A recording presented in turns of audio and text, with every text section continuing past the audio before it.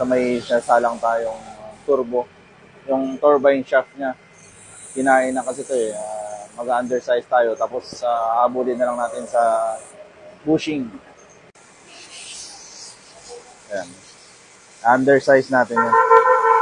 Nabol natin yung may mga tama kasi kinain na ng bushing yun. Kabilaan. Ayan. Pag napantay na yan, saka tayo papabricate ng bushing. Yung outside yung pa rin yun. Yung inside lang yung babaguhin natin. Medyo liliit yung butas natin sa inside ng bushing. Medyo may kamahalan kasi yung turbo na to. Pang Isuzu na 6WF1. Parang surplus na ito, mga 40 mil. Ganun. Ito yung housing nyo, turbine housing. Ito yung housing ng intake housing. Laki.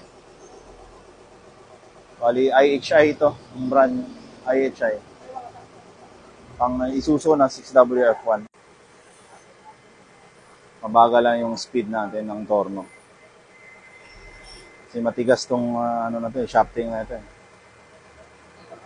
Hindi tinatablang basta-basta to kahit mga tonggatip na talim.